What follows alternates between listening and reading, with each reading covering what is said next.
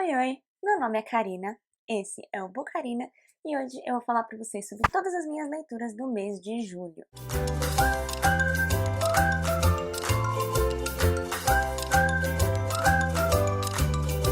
Antes de qualquer coisa, se você ainda não é inscrito aqui no canal, já aproveita para clicar em se inscrever e ativar o sininho de notificações. Dessa forma, o YouTube vai te avisar sempre que eu postar um conteúdo novo por aqui. Também já aproveita e me segue lá no Instagram, que eu tô sempre postando conteúdo novo.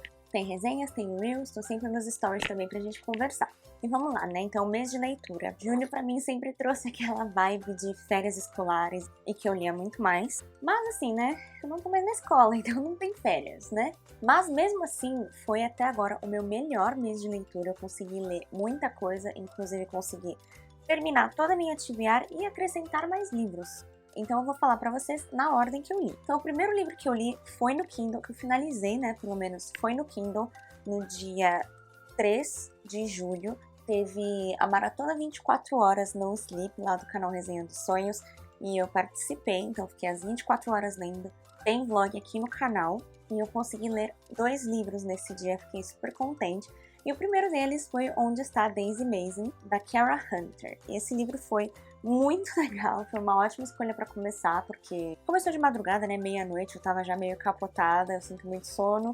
E esse livro me manteve acordada assim uma boa parte do tempo. Eu acho que eu cheguei mais da metade do livro de madrugada. E aí, quando eu acordei, eu só precisei realmente terminar esse livro. Que vai falar então de uma família, né? A mãe, o pai e o filho.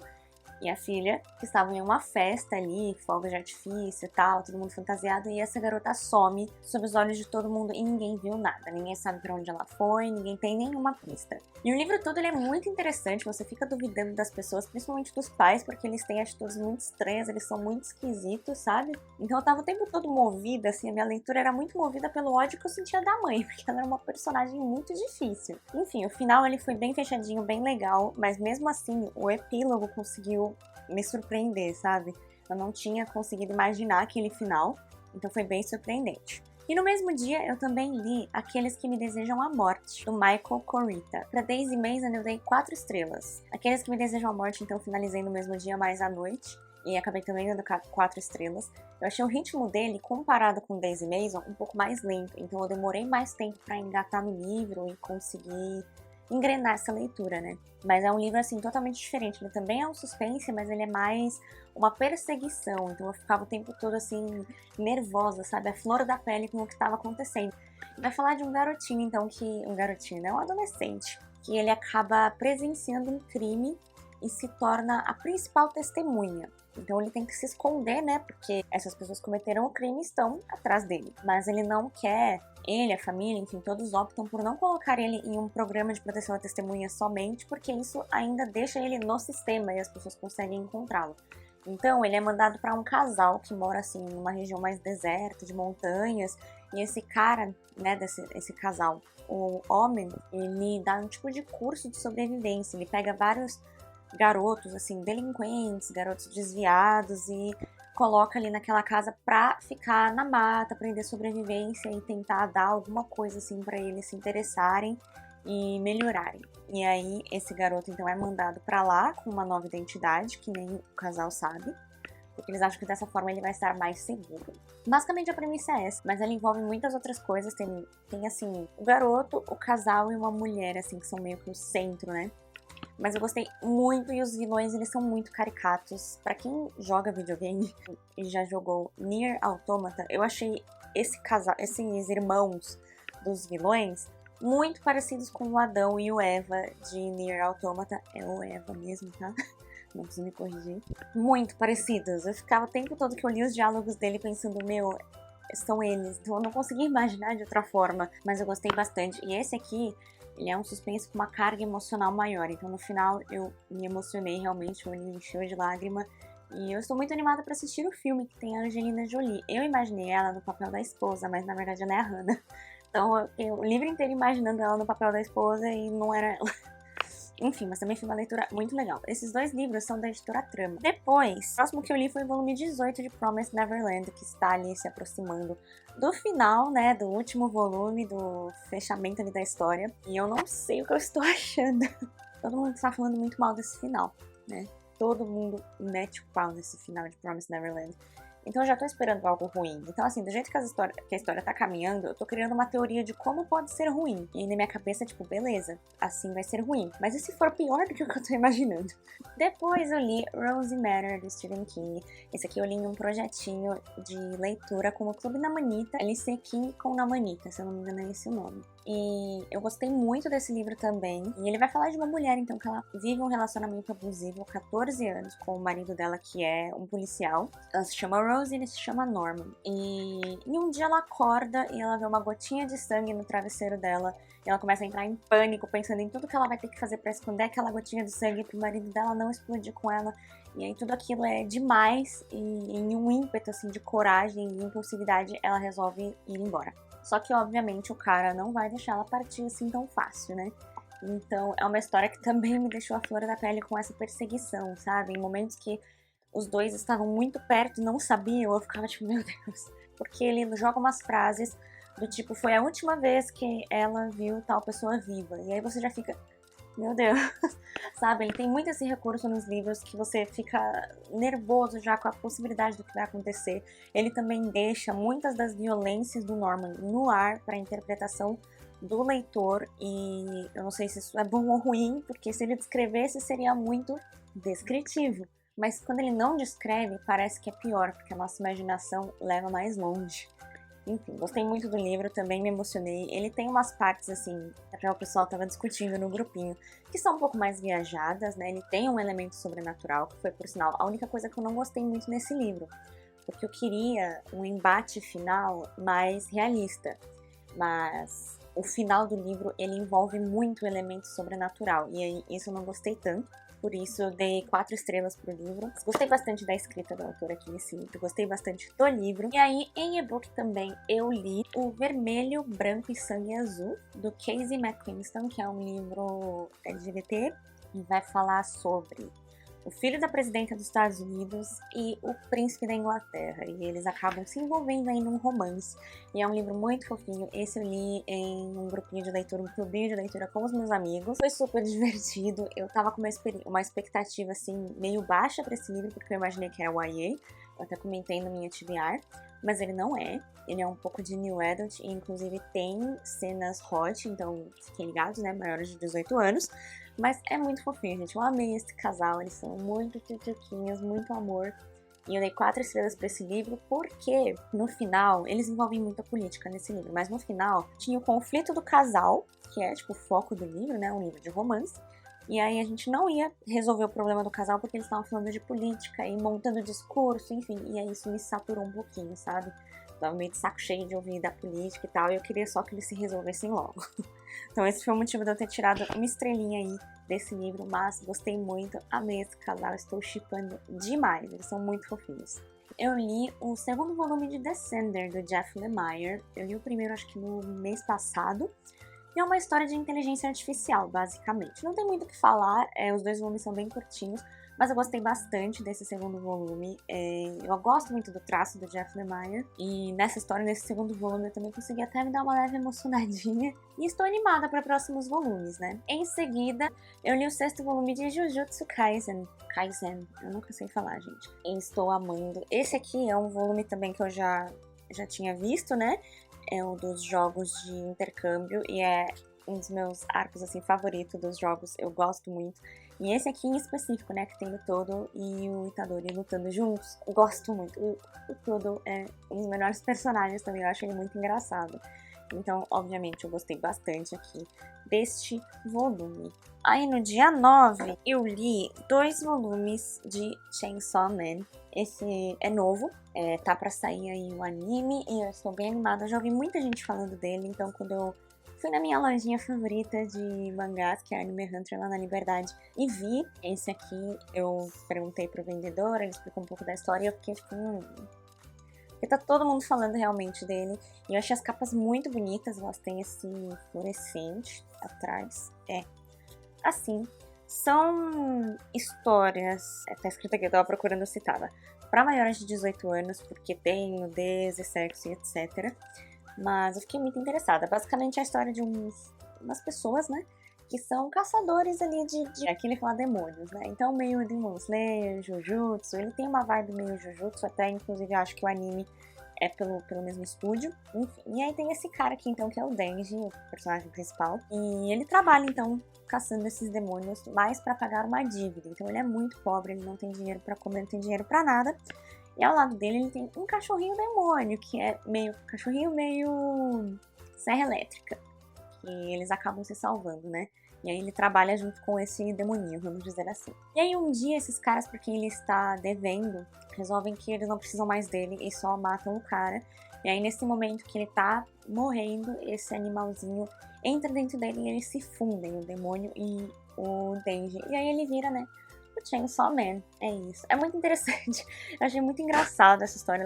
Ela é bem voltada, assim, pra uma comédia mesmo. As motivações do personagem são ridículas. Mas isso é engraçado, né? Ó, o bichinho aqui, meio cachorro, meio não sei o que. Depois, este grandão aqui, que é o Sweet Tooth, a editora Panini tá lançando, então relançando, né, os volumes de Sweet Tooth. Eles vão lançar em compilados em 3 edições, e essa é a primeira, então. Li isso aqui na internet há muitos anos atrás, e eu não lembro muitos detalhes mais. Só que quando saiu a série, eu tinha certeza que alguém ia lançar, né, uma nova edição. E aí, dito e feito, então eu resolvi ter. Gosto muito dessa história. Eu ainda tô meio assustada com o que tá acontecendo na série. Eu não terminei ainda a primeira temporada. Só que assim, tá desviando muito da história. Então eu não tô entendendo como eles vão ligar a série ao que acontece aqui. Tipo, logo nesse primeiro volume já tem muita coisa que a gente ainda não viu na série. Essa graphic novel, ela é muito mais sombria do que a série. A série é bem mais lúdica e fofinha do que esse aqui, né? Inclusive o personagem aqui, ele não é fofinho, o Gus. E dia 10 começou a maratona literária de inverno. Então, também no vídeo passado eu falei todos os desafios, falei todos os livros que eu ia colocar em cada desafio e etc. E no dia 10 começou. Então, o primeiro dia de maratona, eu tava meio, e aí? O que eu vou ler? O que eu vou ler? Eu resolvi já matar as HQs, as graphic novels. E li, então, os 2 volumes de Condado Maldito, do Cullen Bunn e Tyler Crook. Que basicamente, gente, o primeiro é uma história de bruxa, o segundo é uma história ainda meio de bruxa, meio de fantasmas, criaturas, é uma mistureba. E eu gostei bastante do traço, mas principalmente esse primeiro, eu estava esperando mais da história, em páginas coloridas, bem bonita a edição, mas realmente eu tava esperando algo a mais, então eu acabei dando 3 estrelas. E o segundo volume, ele já foi mais divertido, mais enigmático, eu gostei mais do mistério que tinha aqui e dei 4. Mas o que eu achei realmente é que, assim, eles não valem o preço cheio, sabe? É uma historinha só legal, os traços são bonitos, a edição é primorosa, né, Dark Side, só que não vale, tipo, sei lá, 50, 60 reais que eles cobram, né? Então, talvez em uma promoção. E já tem terceiro volume. Em seguida, aquele ali era para o desafio de capas predominantemente brancas ou pretas. Esse aqui para o desafio de um livro publicado antes de 2010, e esse foi publicado em 1968, que é 2001, Odisseia no Espaço, do Arthur C. Clarke. Já tem várias marcaçõezinhas aqui. E eu já li 2 ou 3 outros livros do autor, e eu tinha gostado bastante deles. E esse aqui, ele segue a mesma vibe de fim da infância, que no final é uma explosão, assim, tipo, coisas loucas, mas faz sentido e você fica, meu Deus, o que está acontecendo?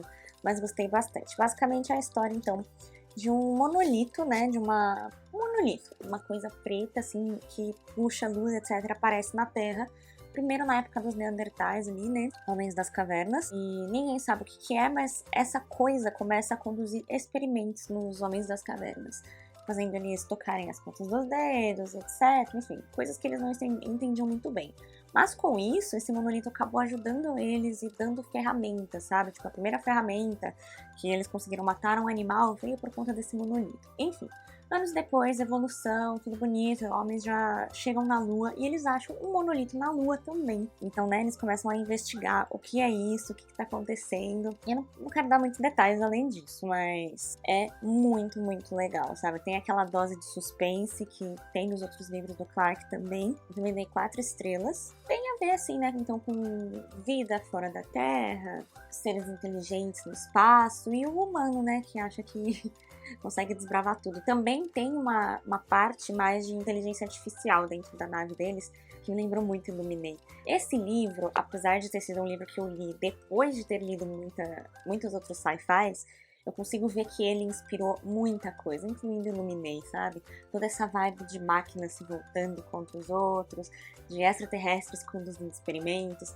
Tem muita coisa nesse livro que eu consigo ver que influenciou outras obras do gênero. Isso é muito legal.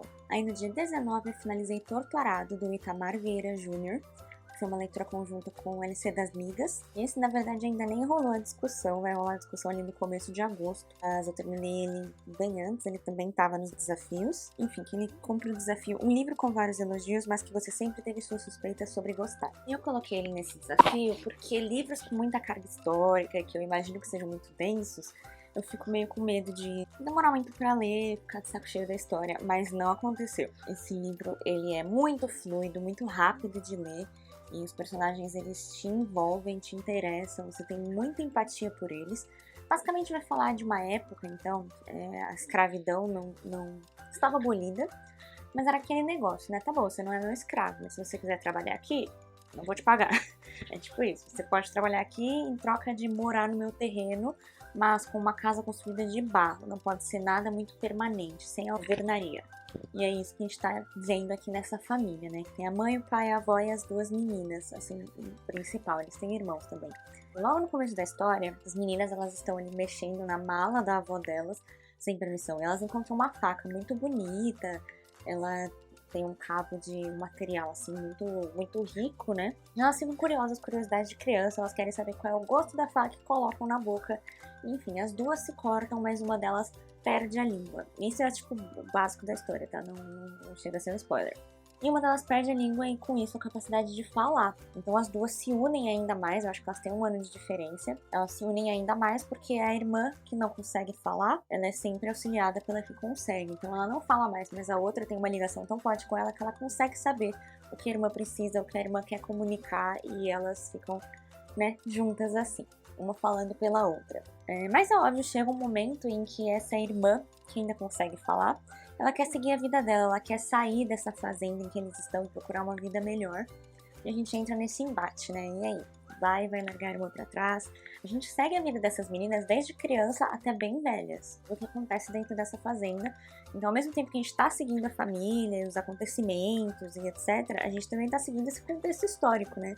O que as pessoas na fazenda estão vivendo, como é a condição de vida delas, o que acontece quando alguém decide que não quer mais ter essa fazenda, se eles têm direitos, como eles lutam pelos direitos, sabe? Então é uma história muito bonita, muito tocante e difícil de ler em alguns momentos. Eu gostei muito e ele também envolve, eu não vou lembrar, não sei direito, ele fala muito de umas religiões bem específicas, eu acho que é africana, enfim, de incorporar santos e etc. Então eles sempre falam bastante desses santos. E eu gostei muito do livro, eu dei 4 estrelas sem um motivo muito específico, sabe? Simplesmente porque eu não senti que era aqueles 5 estrelas, então eu dei 4.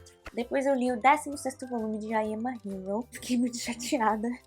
A história foi muito boa, eu gostei do volume, mas eu tava esperando que uma coisa fosse acontecer depois do último volume. E não, na verdade aqui eles só acabam com aquele problema que eu achei que ia ser levado pelo resto do mangá. Então eu fiquei um pouco chateada, de triste mesmo. Esse volume também, ele trouxe um outro elemento ali que eu não tava esperando de forma alguma. A explicação desse apocalipse zumbi não era o que eu tava esperando, então eu estou um pouco chocada ainda e animada pra continuação. Aí eu li Melodia Feroz, da Victoria Schwab, para um livro de uma série que você escondeu na estante por muito tempo. Esse livro tá aqui acho que desde 2017, né? Seria ali quando eu ainda era assinante do Turista.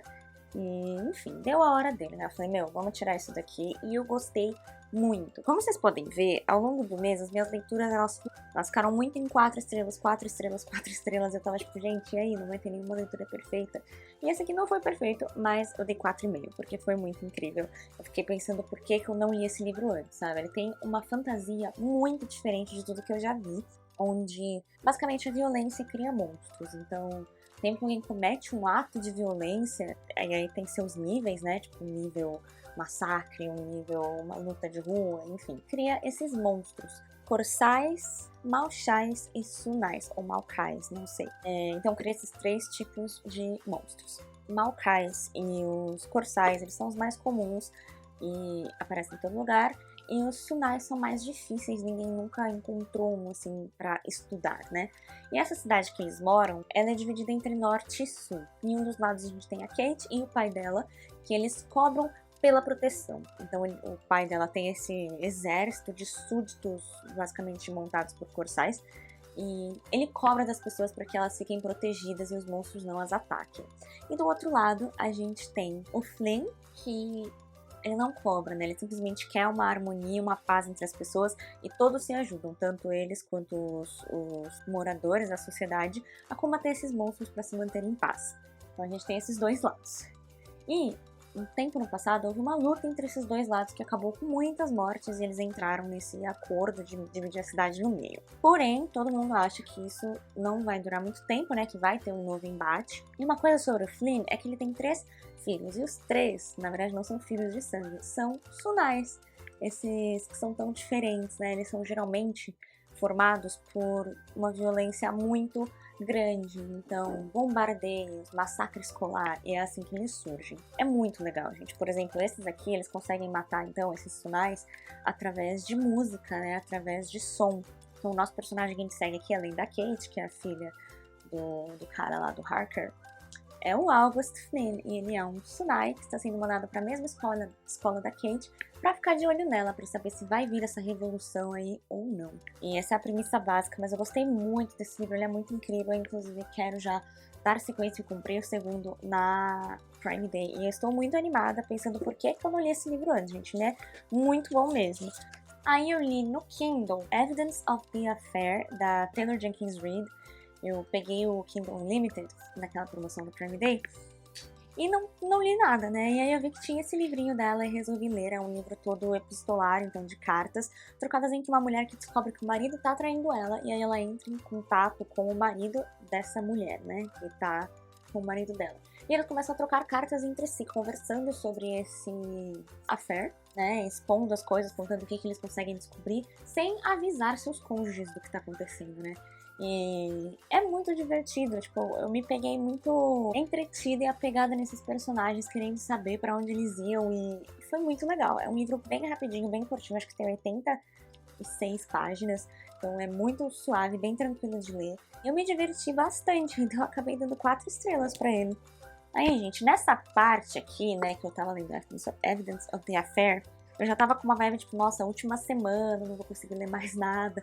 Mas eu entuchei umas leituras aí mesmo assim. Então eu acabei lendo A Maldição do Mar, da Shay Earnshaw. Incrível, eu tinha comprado esse livro esse mês, eu tava muito louca pra ler. Olha essa capa, gente, é maravilhosa. E tinha um desafio da semana, né, da Maratona Literária, que eu tinha deixado em aberto, que era um livro com no mínimo 4 estrelas no Goodreads ou no Scoob. E eu deixei, tipo, em aberto, porque a maioria dos livros que eu escolhi já preencheria esse desafio. Mas como sobrou tempo, eu coloquei um livro somente pra ele, que foi esse aqui, incrível, eu dei 4,5. Muito, muito legal. É uma história de bruxas. E, enfim, né, são bruxas que elas foram acusadas de seduzir os homens dessa ilha, desse local, a cidade de Sparrow, na costa do Oregon. Elas foram as 3 acusadas disso, de seduzir, de serem bruxas, e elas são atiradas ao mar e afogadas. Depois disso, todo verão elas voltam, as 3, possuem o corpo de 3 garotas ali da cidade e matam homens, garotos, como uma forma de vingança. Então aqui a gente já tá anos e anos no futuro. Não tem como falar muito da história sem dar spoiler, porque é uma história curtinha. Mas a gente tá ali acompanhando a Penny, que mora em uma ilha mesmo, fora ali da cidade. Então, pra chegar até lá, ela sempre vai de barco, etc. E ela encontra um garoto, que é o Bo. Achei o nome muito esquisito, mas enfim. Que pede emprego, né? Ele tá procurando emprego. E ela sabe que ele não vai conseguir, porque ele é um forasteiro e a cidade odeia forasteiros. Basicamente, as 3 bruxas eram forasteiras, o pai dela era forasteiro e, por sinal, ele sumiu do mapa um dia. Então ela se ressente muito desse fato. E aí, em um momento ali, ela acaba oferecendo um emprego pra ele na ilha, né? Em que ela mora com a mãe. A mãe é basicamente fantasma ali naquela ilha, porque depois que o pai sumiu, ela só se mantém no automático, basicamente, esperando ele voltar. E a história, gente, o mito aqui das bruxas é muito legal. O final foi muito surpreendente.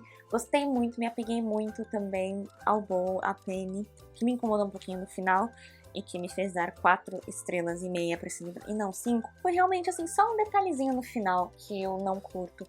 Bem estilo Lila. Obviamente não tão ridículo quanto Lila, mas um detalhe ali similar, quem leu vai entender, né? Enfim, o relacionamento ali do final, eu fiquei um pouco incomodada, porque ele não foi 100% verdadeiro com a pessoa e eu queria que ele tivesse sido. Mas foi uma leitura muito incrível, eu entendo totalmente o hype que esse livro tá ganhando e assino embaixo, porque é muito, muito bom. E aí, gente, com isso, acabou realmente a maratona literária de Middera, então consegui completar todos os desafios. Me senti muito contente, muito feliz, realizada. Mas ainda tem tempo.